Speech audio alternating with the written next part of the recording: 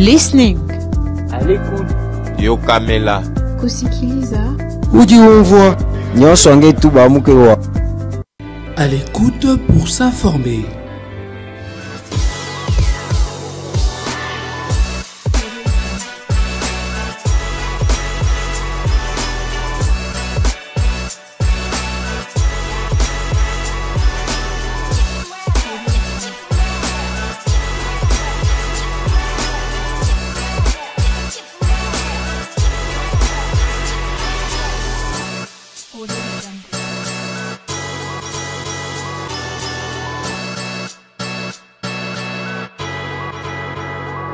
À l'écoute pour s'informer.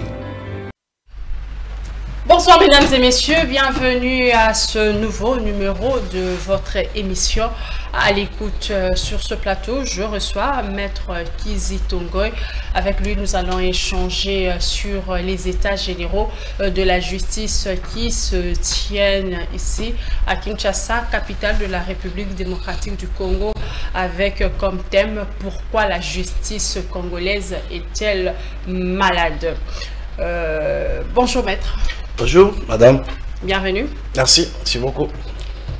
Maître Kizito, vous êtes avocat de profession. Vous êtes participant aux états généraux de la justice. En effet, j'ai reçu l'invitation signée par son Excellence, Monsieur le ministre d'État, ministre de la Justice et garde des Sceaux, pour prendre part en tant que participant à ces assises qui sont d'ailleurs très importantes pour les secteurs de la justice dans notre pays.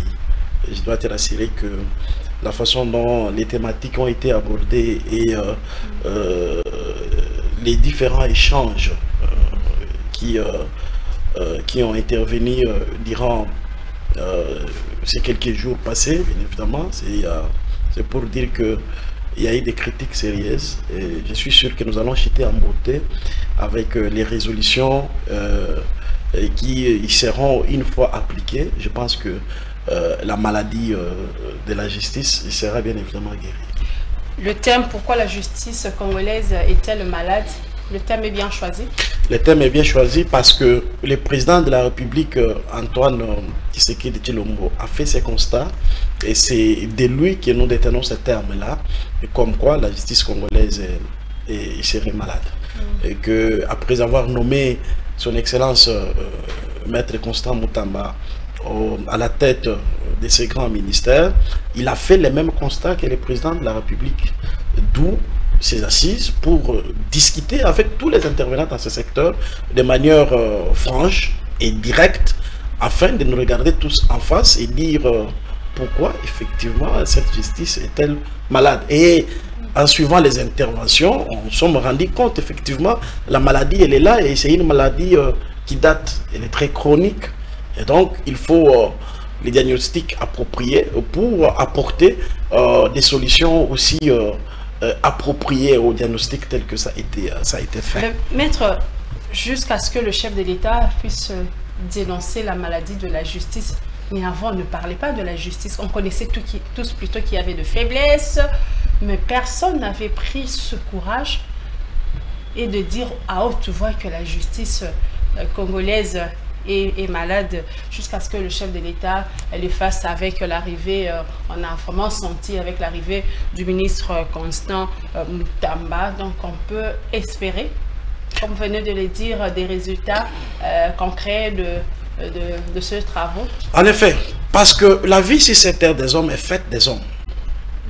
Il y a des hommes qui sont acteurs du changement.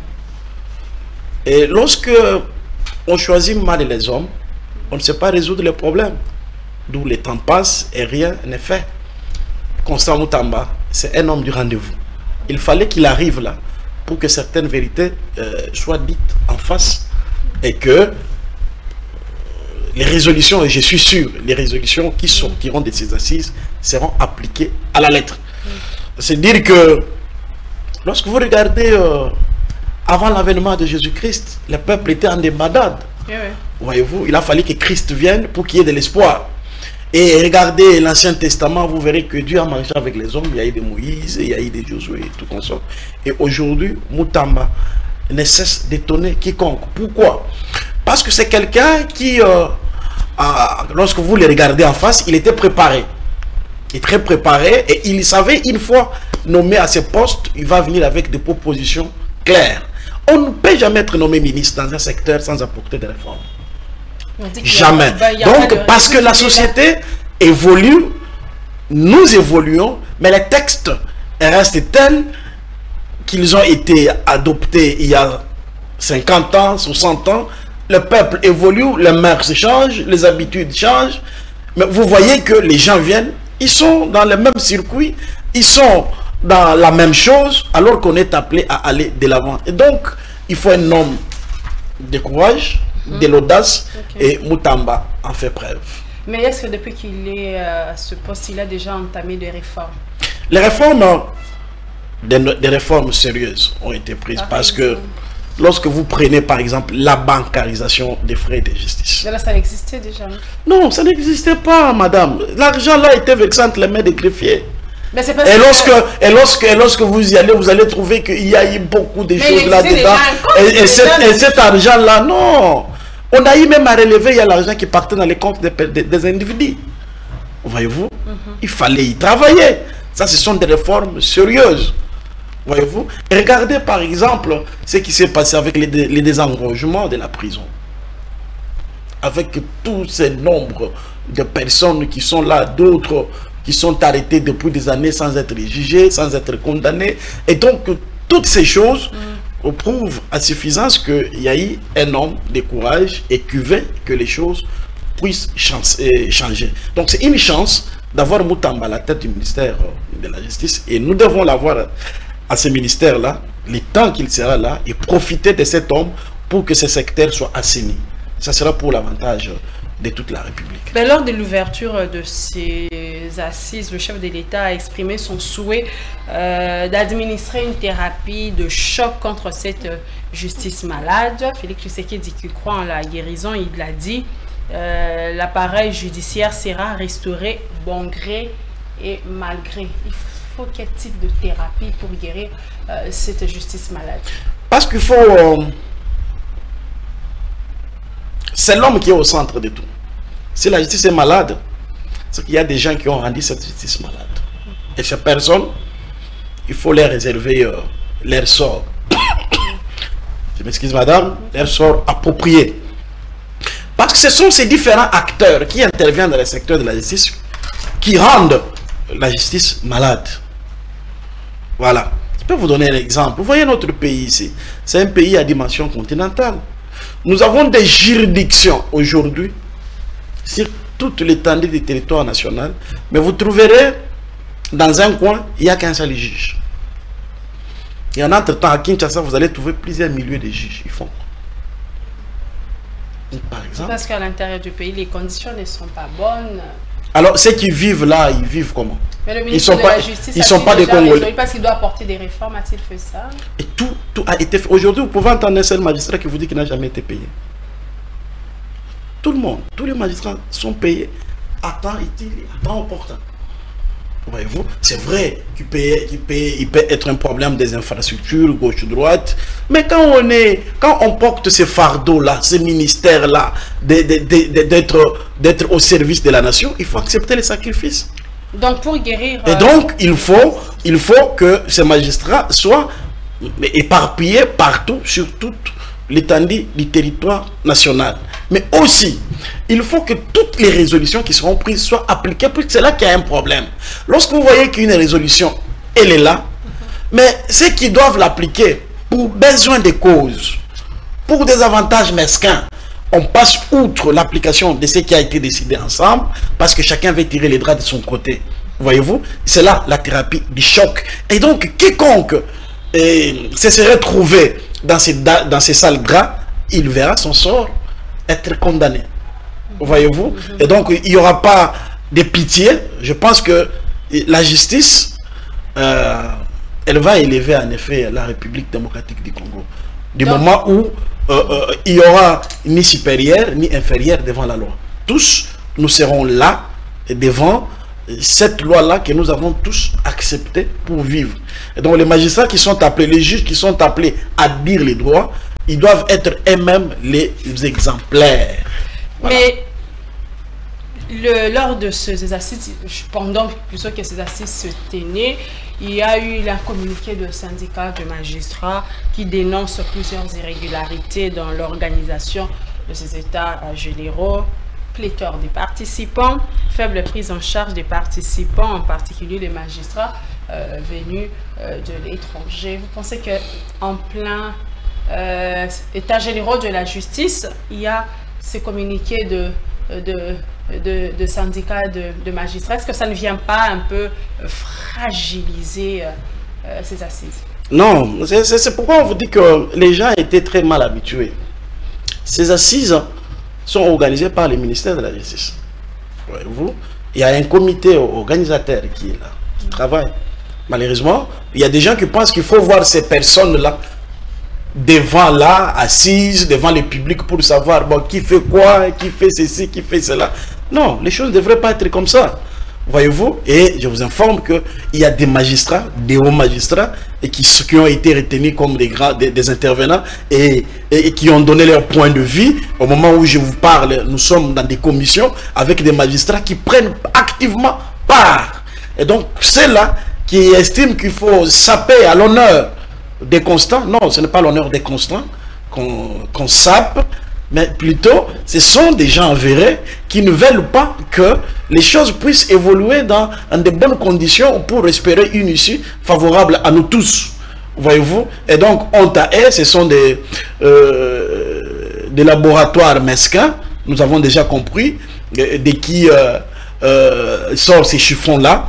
Et donc, à ce même moment, les magistrats consciencieux, ils sont en train de travailler et ils sont en train de prendre part. Parce que mais là, ça donne sa rond. C'est comme l'état général de la justice, on ne voit pas, on ne voit de la justice et on ne voit pas continue malgré qu'il y a la tenue de ces états généraux. La justice ne concerne pas seulement les magistrats. C'est ça le tort. Les gens avaient toujours dans leur tête une certaine façon de penser quand on parle de la justice. On voit les magistrats. Non.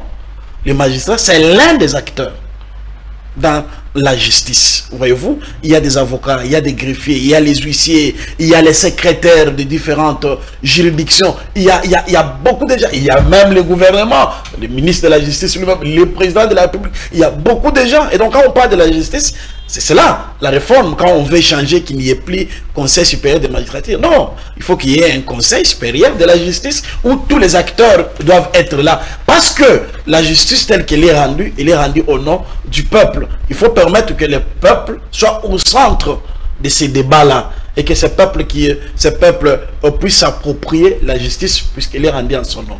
Et donc les magistrats, ils doivent quitter cette façon unique de croire, de penser qu'à chaque fois qu'on parle de la justice, on voit les magistrats en premier. Non, il peut être un acteur important dans cette chaîne-là, mais cela ne veut pas dire que la justice s'est réduite à lui.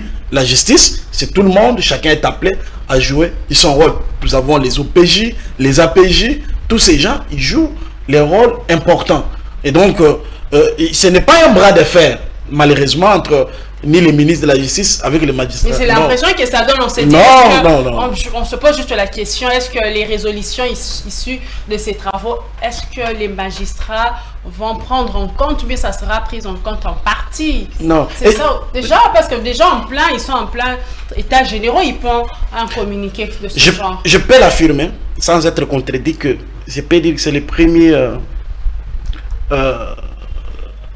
état général de la justice qui se déroule de manière impeccable. En 2015, j'avais été là, mais les choses n'étaient pas passées comme ça passe maintenant. Pourquoi? Parce qu'on invite... Parce qu'il y a la rigueur, parce qu'il y a le respect, parce qu'il y a une franchise dans la prise de parole de tout un chacun. Il n'y a pas de tabou. Tous les sujets sont dévoilés en plein jour. Voyez-vous, on parle de tout et je sais, à la fin, nous chiterons avec des résolutions qui permettront à ce que chacun puisse trouver son compte. Mais dans ces états généraux, on voit des pasteurs, des églises, des chefs religieux, des chefs coutumiers, il y a des artistes musiciens. C'est quoi? C'est pourquoi on a l'invitation, il y a eu plusieurs participants. Parce que ce sont des acteurs qui sont issus de la société civile. Toutes ces personnes doivent être là. Voyez-vous, ils sont aussi des leaders, ils encadrent certaines personnes qui, même les magistrats, fréquentent les églises. Ces magistrats, les juges, les avocats, les greffiers, ils suivent aussi la musique, soit celle qu'on appelle païenne ou profane, et la musique, bon, je sais, la musique tout court. Et donc, de ces chansons-là, il y a des leçons morales que la société tire. Et donc, il était important que tous ces acteurs soient autour de ces échanges pour permettre à ce que chacun puisse dire à quel niveau il a constaté que la justice était malade. Parce que, il faut que parler que de l'aspect lié au traitement des dossiers. Il y a des dossiers qui vous prennent des années là où ça ne devrait pas être. Alors que la loi qui est là a prévu de certaines choses pour qu'il y ait la rapidité et que l'issue de chaque procédure soit connue dans les délais raisonnables. Voyez-vous? Donc tout ça, c'est des choses qui doivent être rappelées, voyez-vous, et interpeller au même moment les acteurs afin que chacun puisse jouer son rôle comme il se doit. Sinon, nous allons assister à la disparition de ces pays si la justice n'est pas au centre de tout. Voyez-vous, ça sera la loi de la jungle, voyez-vous, et chacun va se réveiller de son côté. Donc on va faire la case du départ en retournant à l'état de Napoléon où il fallait se venger dans Courdon. Mais les états généraux de 2015 doivent aussi être évalués, non? Le travail qui a été fait, il y a Izongo, où certains participants avaient pris part pour évaluer les états généraux de 2015, et puis c'est qui s'est fait depuis 2015 jusqu'en 2024, soit 9 ans, effectivement, voyez-vous, il y a une grande période qui s'est écoulée là-dessus et que les choses ont tellement évolué. À ce jour, on fait l'œil par rapport aux résolutions prises en 2015 et les résolutions qui seront prises aujourd'hui. On va faire un tout commun qui fera en sorte que non, si ces résolutions permettraient qu'on puisse modifier certaines lois, il faut le faire afin de permettre à ce que les peuples congolais soient à même de marcher ensemble avec les textes et avec nos mœurs. Parce qu'il y a des choses aujourd'hui qui sont en décalage. Mais lors, vous avez mentionné un peu plus tôt là, il y a eu le professeur Chibangu Kalala lors des interventions. Il a proposé la suppression du Conseil supérieur de la magistrature pour le remplacer par le Conseil supérieur de la justice. Vous soutenez cela? C'est un des acteurs, c'est un des participants qui a fait ces propositions. Mais je pense que la façon dont j'avais vu la salle ces jours-là, être attiré par cette proposition, je pense que la proposition pourra être retenue. Je pense. Parce que, c'est ce que je disais tantôt, quand on parle du Conseil supérieur de la magistrature, c'est dire que c'est devenu une affaire de magistrats seuls. Vous, les avocats, vous voulez aussi prendre part. Mais parce que, quand on parle des conseils de la défense, il y a beaucoup d'acteurs, il n'y a pas que des militaires qui sont là-dedans. Quand on parle des palais, nos palais là, on les appelle palais de justice et non pas palais de magistrats. Donc nous sommes tous acteurs, nous avons un point de vue à dire. Madame, il y a quelque chose qui échappe tous les Congolais. On dit que la justice est rendue au nom du peuple. Elle est exécutée au nom du président de la République. Mais comment voulez-vous qu'on puisse exécuter une décision au nom du président de la République, alors le président de la République est censé ne pas être au courant?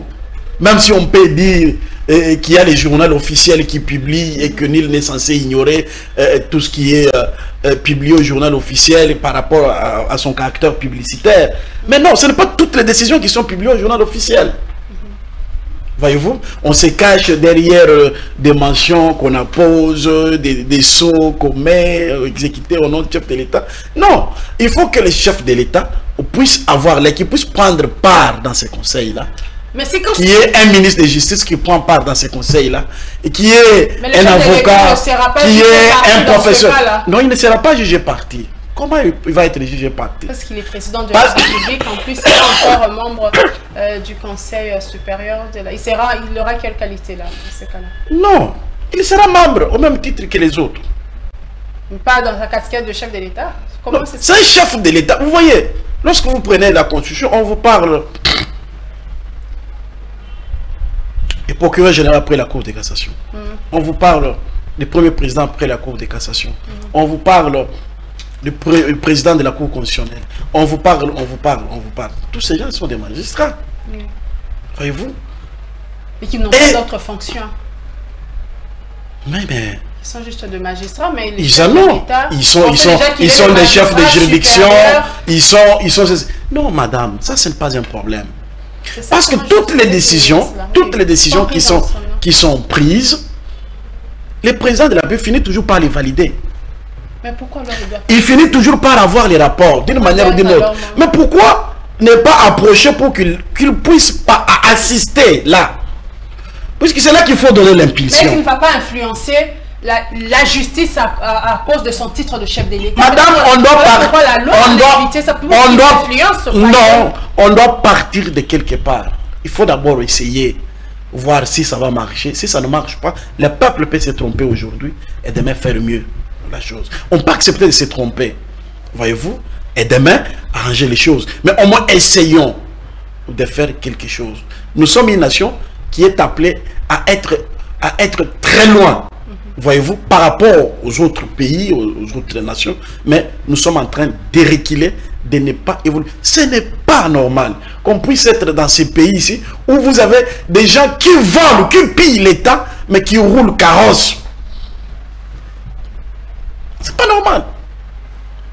Lorsque vous allez dans nos différentes prisons, là, vous trouverez que des jeunes gens qu'on appelle des Koulouna, tout ça, alors que la responsabilité de l'État aussi est là établie dans les chefs de ces Koulouna-là, qui sont là parce que l'État ne leur offre pas un cadre approprié pour leur propre épanouissement. Ce sont ces gens-là qui remplissent nos prisons.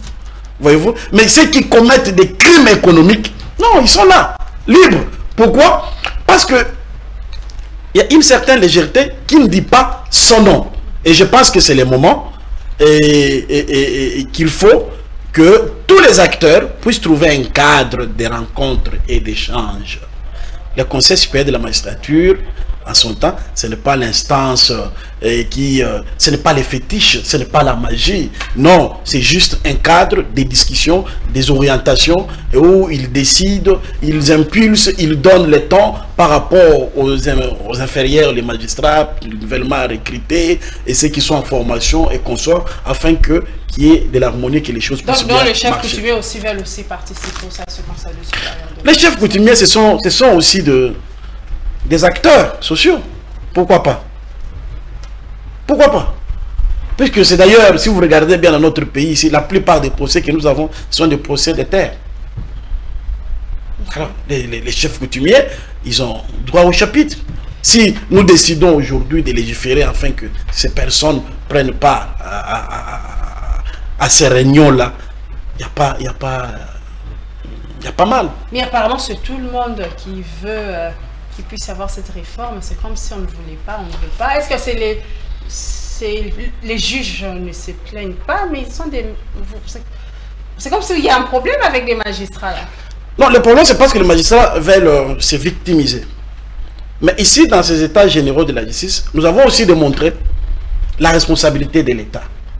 Mais les attaques sont plus ciblées vers le magistrat. Non, c'est parce que eux, ils peuvent être des acteurs les plus importants, c'est écœurant de leurs décisions. Ils ont reconnu, le premier président de la Cour de cassation a dit, les pressions qu'ils reçoivent lorsqu'il faut rendre certaines décisions. Voyez-vous, la loi dit autre chose, mais il y a des pressions politiques, et puis quand on rend des choses, le peuple crie. Voyez-vous, et donc ils sont des victimes. C'est pourquoi nous demandons à ce que dans cette instance-là, qu'il y ait aussi des acteurs politiques. Parce que lorsque les acteurs politiques seront là, non, ils vont faire croire aux juges et aux magistrats, leur dire non, il n'y a pas d'influence politique. Il sait qui, il est député, il a combien de crimes? Non, levez les immunités. Monsieur, tu dois répondre. Alors il n'y aura plus indépendance de la justice, parce que la Constitution dit que la justice est indépendante. Lorsqu'au Conseil supérieur de la magistrature, on retrouve les exécutifs, on retrouve des chefs coutumiers, est-ce que cette justice sera encore indépendante? En effet. L'indépendance, ce n'est pas le fait de voir le président de la République au sein du Conseil supérieur de la magistrature qui ferait que cette justice n'est plus indépendante, non? Ce n'est pas le fait de voir les ministres de la justice là-dedans qui ferait de la justice non indépendante ou le pouvoir judiciaire non indépendant. Non. C'est un pouvoir qui est indépendant, qui agit en âme et conscience et qui n'a que pour autorité la loi. Les magistrats, là, les juges, ils ont pour autorité la loi, pas quelqu'un d'autre. Et donc, s'ils se laissent des fois être intimidés, c'est peut-être cela qu'on a dit que le gouvernement aussi a une part de responsabilité. Et donc, quelqu'un ne peut pas être tenté à la corruption si effectivement il est bien rémunéré. Il faut une rémunération adéquate, il faut tous les avantages liés à ces personnes-là, et puis, et maintenant, sanctionner, voir que c'est lui qui va se compromettre, les sanctionner, les radier du corps de la magistrature. Et puis, ça servirait de leçon à tous les autres. Et à ce même moment, les choses pourront évoluer. Voyez-vous? Donc, il n'y a pas que les magistrats qui sont fautifs, non. Il y a aussi le gouvernement qui a la plus grande partie des responsabilités dans cette histoire. Voyez-vous? Parce que lorsque vous prenez, nous avons des juridictions qui ne sont pas, les tribunaux de paix ne sont pas installés sur toute l'étendue du territoire national. Et c'est grave. Et très grave. Et nous avons des coins et recoins où il n'y a pas de juges, il n'y a pas de magistrats. Là-bas, c'est la jungle, c'est la loi de la nature qui règne. Là, c'est cette faute qui revient. Et donc, le gouvernement est appelé à prendre des choses à main et d'installer les juridictions partout et à tous les niveaux. À tous les niveaux. À tous les niveaux. S'il faut le faire dans chaque secteur, il faut le faire dans chaque secteur. Si c'est dans un territoire, dans un groupement, dans chaque localité ou chaque village, il faut le faire pourvu que le peuple congolais puisse se sentir être sécurisé par les lois du pays. Maître Kizito, lorsque on souhaite les participants, on a vu, c'était le prophète Chiba Nkalala, il y a eu même Lormer Mende, il y a eu plusieurs acteurs politiques qui souhaitent cette réforme du Conseil supérieur de la magistrature. Est-ce que vous ne trouvez pas que vous êtes en train d'ouvrir une voie pour la révision de la Constitution qui est rejetée au niveau de l'opposition? Non, mais révision constitutionnelle, changement de la Constitution, ce n'est pas des sujets tabous, madame. Mais la proposition de réformer le Conseil supérieur... Si les résolutions, le Conseil supérieur de la justice... Les résolutions qui seront prises, issues des États généraux de la justice, peuvent permettre à ce qu'on puisse toucher quelques dispositions constitutionnelles, il faut les faire. Parce que c'est le peuple qui décide. Le peuple est souverain. Le peuple qui a voté cette constitution en référendum en 2005, voyez-vous, peut, c'est de dire aujourd'hui, c'est son droit, changer, puisqu'il est souverain. Voyez-vous? Donc la constitution, ce n'est pas quelque chose, ce n'est pas une magie. Voyez-vous? C'est quelque chose qui nous met tous ensemble, sur les mêmes pieds d'égalité. Et si nous estimons que le peuple a tellement évolué et que nos textes sont restés en déphasage, il faut faire en sorte que les textes et le peuple évoluent ensemble. Qu'on ait les mêmes entendements. Il y a beaucoup de choses qui ont fait que le peuple a évolué dans sa façon de penser. Mais les textes sont restés là où ils étaient. Voyez-vous? Et donc, vous dites? Vous soutenez le changement de la Constitution? C'est ce que j'ai dit. Si les résolutions qui seront prises, parce que jusqu'à présent on n'a pas encore pris les résolutions, on va les voter, si pas demain, après-demain, permettent qu'on touche à la Constitution pour que la justice soit soignée, il faut le faire. S'il faut changer la Constitution, on va carrément la changer. Ce n'est pas un péché, ce n'est pas quelque chose de mauvais. Et cette Constitution n'est pas taillée sur mesure selon quel honneur de la majorité ou de l'opposition. Non. C'est une Constitution qui sert des miroirs à tout un peuple. Voyez-vous? Et donc s'il y a une certaine opposition qui n'aille pas peur. D'ailleurs, jusqu'à présent, on n'a pas encore commencé à discuter sur des sujets qui fâchent. Non, mais ça, les moments viendront. La Constitution sera touchée, non? Puisqu'on parlera de réforme sur le Conseil supérieur de la magistrature, dans sa composition. Nous le verrons lorsque les résolutions seront adoptées et on verra comment il faut toucher certaines dispositions pour se conformer à l'évolution du peuple. Mais si ça parce que arrivait avec l'opposition, vous ne pensez pas que ça sera, on dirait que... Mais le peuple, l'opposition... organisé pour permettre au chef de l'État de se maintenir au pouvoir. On dit toujours, du choc des idées jaillit la lumière. L'opposition nous dira les moments à venir pourquoi elle s'oppose. Parce qu'on va discuter, on va nous regarder en face. On va nous regarder en face. Comment voulez-vous, je vous donne juste un seul exemple. Comment voulez-vous que l'on sait que dans notre constitution, après les élections, c'est le premier ministre ici de la majorité parlementaire qui forme le gouvernement. Mais à chaque fois que nous allons aux élections, regarde bien, aucun parti politique n'a jamais eu la majorité des députés. Aucun. C'est la faute de la Constitution. Moi encore, aucun regroupement. Non, ce n'est pas la faute de la Constitution. C'est-à-dire que la Constitution est là, a mis en place des règles, mais ces règles-là ne se concrétisent pas. Parce que lorsque nous allons aux élections, regarde bien, c'est sur base des listes, des partis politiques et des regroupements. Et après la sortie, il n'y a aucun regroupement qui a la majorité des députés. Et qu'est-ce qui se passe? Nous entrons dans la vie facile des négociations. Donc nous fermons la conclusion, la Constitution, nous la déposons de côté, nous commençons à faire des conciliabules, on va commencer à échanger qui sera favorable au président de la République. Donc ces choses, soit il faut faire harmoniser bien les choses, qu'on change ce texte afin de s'amender. Et que ça soit déjà, que cette situation soit déjà résolue par la Constitution. En effet. Parce que ce n'est pas que on commence, il faut nommer l'informateur, il faut faire ceci, il faut discuter qui sont ceux qui vont accepter de travailler avec le président de la République, alors que lui, d'après notre constitution, c'est comme un monarque qui est là, qui règne mais ne gouverne pas. Quand bien même il préside les conseils des ministres, mais l'action gouvernementale, c'est la première ministre, et je vais vous étonner, si vous regardez les manœuvres politiques qui ont toujours été faites pour nommer le premier ministre, vous verrez que nous avons toujours tapé à côté parce qu'on n'a jamais cherché un homme aussi soit populaire dans l'opinion ou un homme éminemment politique. Voyez-vous, qui peut aller avec l'audace, le courage. Pourquoi? Parce qu'on pense qu'il va concurrencer les chefs de l'État. Donc, il faut chercher un technocrate, il faut chercher quelqu'un qui n'est pas intéressé par la politique, il faut chercher quelqu'un qui sera en harmonie avec les chefs de l'État. Parce que la conséquence, c'est que, une fois le chef de l'État nommé le Premier ministre, il ne peut plus le démettre, si ce n'est que l'Assemblée nationale. Et donc, cette réalité, c'est elle qui nous tourne en rond depuis des années. Et là, c'est quand quelqu'un, le président nomme, c'est lui qui arrive là, au lieu de regarder les textes, il va voir celui qui l'a nommé. Il va commencer à faire des courbettes, il va commencer à être ceci, à cela, au lieu d'agir, de poser les actions qui aideraient la nation à aller de l'avant. Ce n'est pas normal qu'on puisse être là, on parle des milliards, mais en réalité, il n'y a rien. Savez-vous combien de chômeurs avons-nous dans ce pays? Depuis quand? C'est depuis longtemps, 1990, depuis qu'on a parlé des sociétés qui étaient limitées, tout ça. Aujourd'hui, il n'y en a plus. Vous n'avez que les différentes directions ici, des GI, des anciennes qui existent. Mais les jeunes qui finissent l'université, vous savez combien chaque année?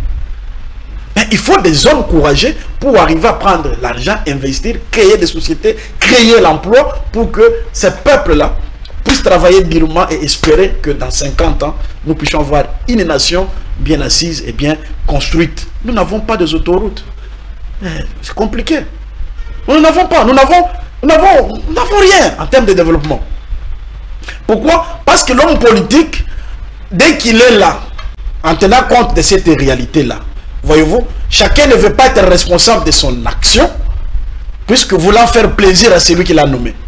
Maître, si alors la Constitution, bien sûr, c'est la loi, c'est celle qui guide comment le pays doit marcher, mais s'il y a de ces choses où, lorsqu'une personne est élue chef de l'État ou bien la personne est nommée Premier ministre, il a ces devoirs-là, bien sûr au regard de la Constitution, je pense venir d'évoquer, comme on n'a pas d'autoroute, est-ce que la Constitution a à voir avec...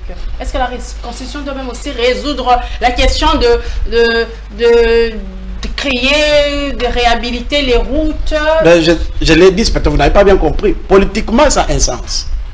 Je vous ai dit que la Constitution, si à la sortie des élections, c'est lui qui devient Premier ministre, ou les partis politiques qui a gagné la majorité des députés gèrent, il sera conséquent parce qu'il doit espérer, 5 ans après, obtenir la même confiance du peuple. C'est ce que veut notre Constitution. Malheureusement, cette réalité nous échappe. Aucun parti politique ne sort après les élections avec une majorité. D'où les conciliables, les négociations.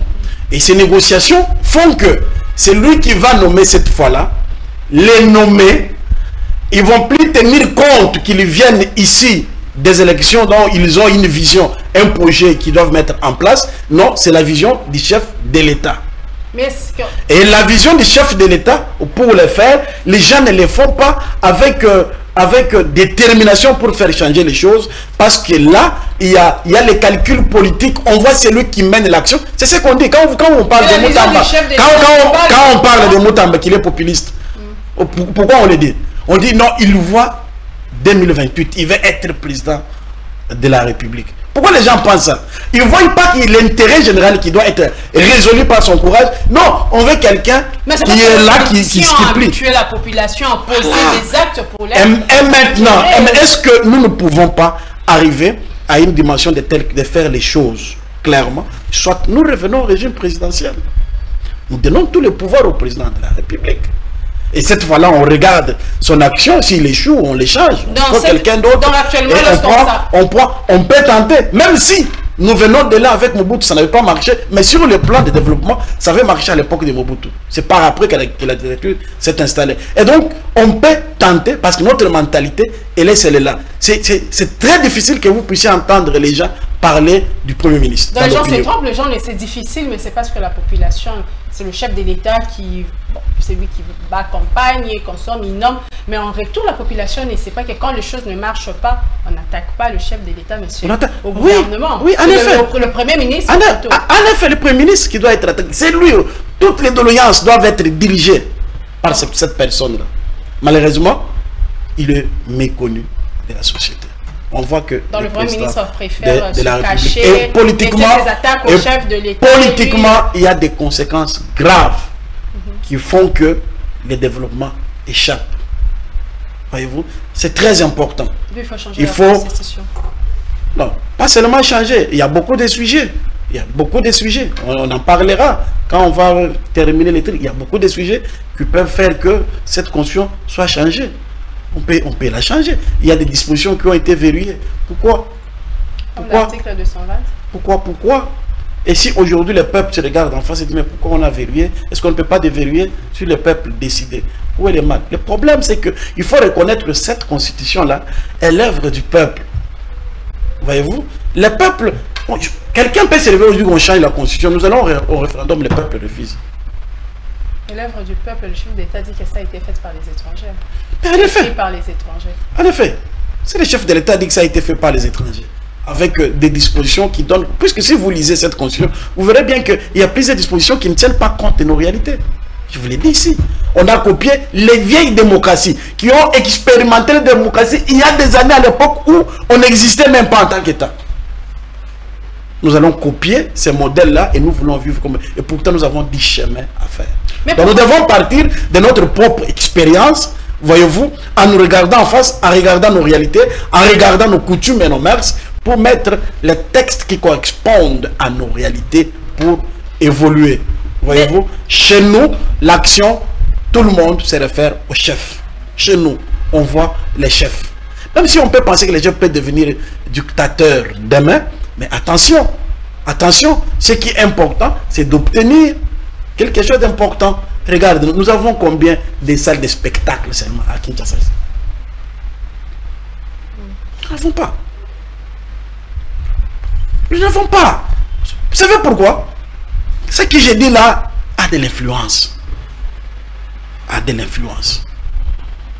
Quand le chef de l'État n'a pas mandé tel ou tel autre, personne ne fait. Alors que c'est compliqué. Chaque ministre est responsable de son secteur. Donc il faut les hommes courageux, madame. Il faut les hommes courageux. Il y en a, c'est là que les gens vont commencer à dire, vont aller dire au chef de l'État, tu vois tel ministre là, ce qu'il fait là, il va te concurrencer. Et en entre-temps, tout le monde commence à craindre Il dit, ah, je ne peux pas faire ça. C'est pourquoi vous avez vu à un moment donné, là où les ministres, les patrons d'un ministère, pour aller poser un acte, ils ne partent pas. C'est le conseiller du chef de l'État en matière de l'urbanisme, en matière de ceci, qui va inaugurer, qui va faire ceci, qui va faire cela. Voyez-vous? Pourquoi? Parce que les gens veulent être là, bouffer calmement, mais ça c'est faire beaucoup de soucis. Donc nous devons changer beaucoup de choses. Il faut toucher à la Constitution, madame. Je l'ai dit ici, ce n'est pas un sujet tabou. Mais c'est un sujet tabou parce qu'à chaque fois, on a vu en 2017-16, lorsqu'il y a eu cette tentative avec sur le régime Kabila, l'opposition qui au pouvoir actuel avait dit non, que Joseph Kabila voulait toucher à la Constitution parce qu'il voulait se maintenir au pouvoir. Et aujourd'hui, cette opposition qui est au pouvoir cherche avec d'autres arguments et à modifier, et l'inverse, on dit aussi non, vous voulez aussi rester au pouvoir. Apparemment, le changement, la révision de la Constitution était un sujet tabou en République démocratique du Congo. C'est qu'il faut bannir. Si en 2015, les choses n'étaient pas... Mais bannir, comment il faut les bannir? Parce que en 2015, les choses étaient mal passées et très mal présentées. Il faut accepter que la réaction de l'opposition de l'époque était fondée parce que tout est parti par rapport à la loi sur les recensements. Voyez-vous, où on conditionne la tenue des élections après les recensements de la population congolaise. Et sans avoir un chronogramme clair, ces recensements prendront combien de temps? Ils vont se terminer quand? Pour organiser les élections. Là, des acteurs politiques sérieux ne pouvaient pas avoir ce langage. Voyez-vous, c'est à raison que l'opposition de l'époque, qui avait d'ailleurs des arguments solides, parce qu'il disait, mais si nous allons au-delà de la Constitution, les conséquences sont là. C'est-à-dire la légitimité. Vous savez, quand un chef de l'État n'appelle sa légitimité, c'est grave pour une nation. C'est très grave.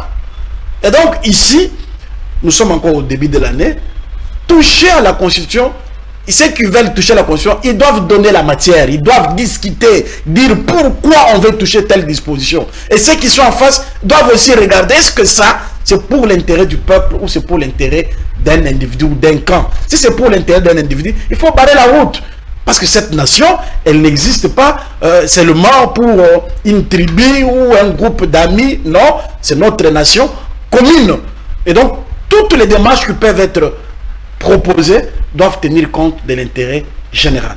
Et donc, la Constitution peut être révisée, il n'y a pas de tabou, elle peut être changée, il n'y a pas non plus de tabou, parce que seul le peuple est souverain. Il peut avoir dit quelque chose hier, et aujourd'hui s'est trompé. Dire que non, je m'étais trompé, je dois bien faire les choses aujourd'hui. Il est souverain. Donc ça, c'est une réalité qui reste intacte, que personne ne saura renverser. Alors l'opposition qui veut dire, puisqu'il a entendu l'idée de changer la Constitution sans avoir eu la matière, si on dit on change la Constitution et qu'on maintient les dispositions telles que préétablies, ce qui est dit un mandat une fois renouvelable, c'est fini, ça passe. Maître, nous arrivons à la fin de cette émission. Avant de vous donner... Ah, seulement quelques minutes. Le mot de la fin. Vous êtes à Kinshasa, il y a les embouteillages qui font maintenant la une. Il y a eu de mécanismes pris au niveau du ministère des Transports, mécanismes pris plutôt, sur la circulation alternée. Qu'est-ce que vous en pensez en tant que... bon, je sais que nous partons par les CRR. Je salue le ministre provincial, son excellence Boba Misso, qui est venu à moi, que je connais bien.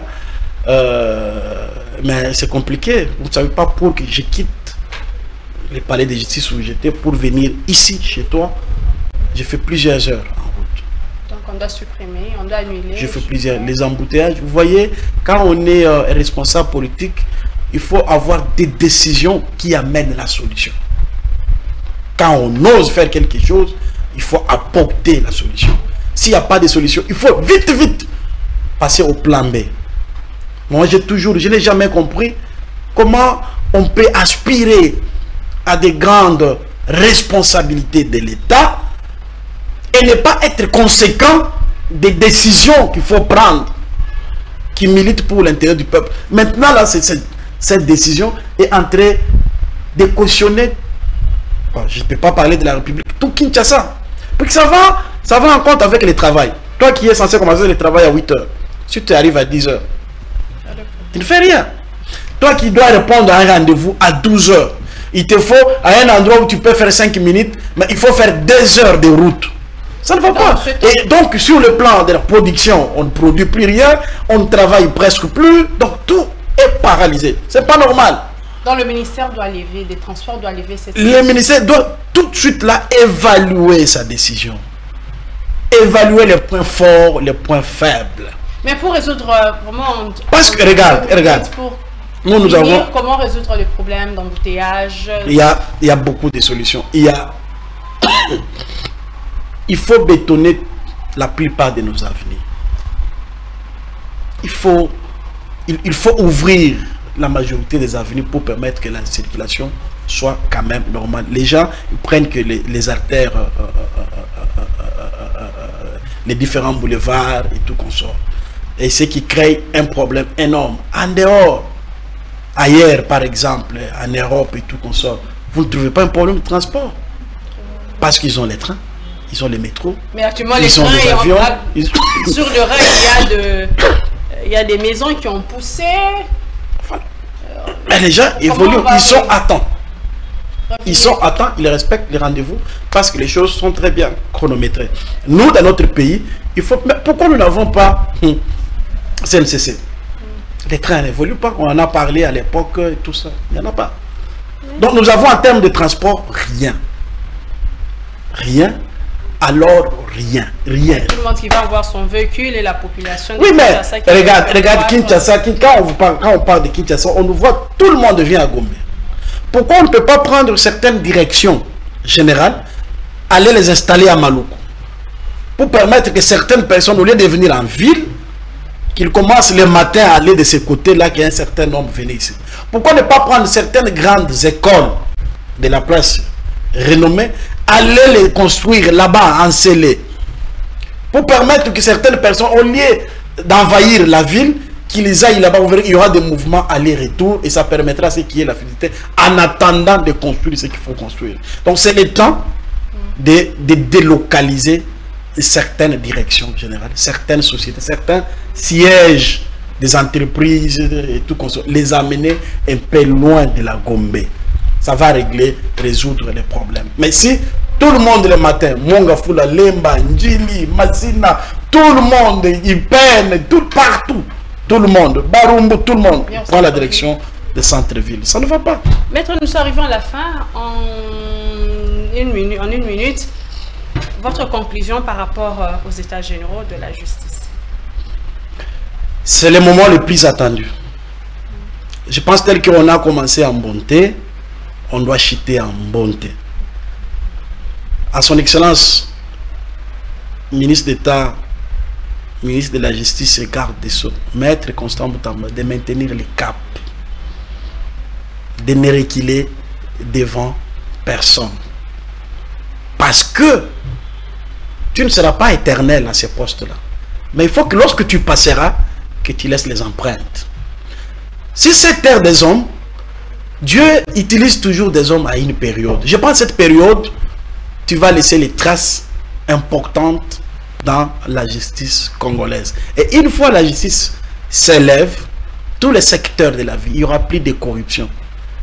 Madame, nous avons un problème sérieux. Vous savez que dans nos administrations, il suffit que tu prennes une lettre, que tu écrives à une administration, tout comme ça, pour recevoir ne fût-ce que l'accusé de réception, c'est un problème. C'est un problème. Les administrations ne travaillent pas. Des conseillers qu'on a de gauche, droite, partout, je ne sais pas ce qu'ils font, quel job ils font. Donc il faut une révolution et merci au président de la République de faire encore confiance à Maître Constant et de faire en sorte que les résolutions qui seront... Et je suis sûr, il n'y aura pas de poids, de mesures. Il n'y aura pas la chasse aux sorciers. Tout c'est fait pour l'intérêt du peuple. Et je suis sûr qu'on y arrivera. Mesdames et messieurs, nous sommes arrivés à la fin de cette émission. Merci à vous de l'avoir suivi. Je vous retrouve très prochainement pour notre numéro. Au revoir.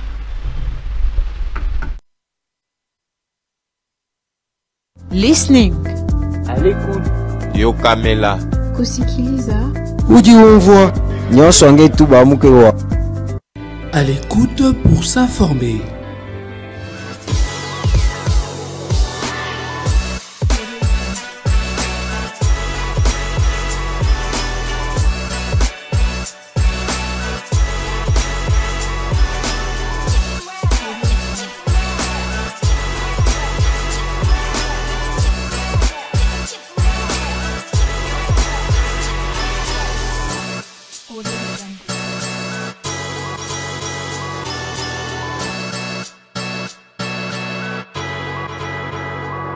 À l'écoute pour s'informer.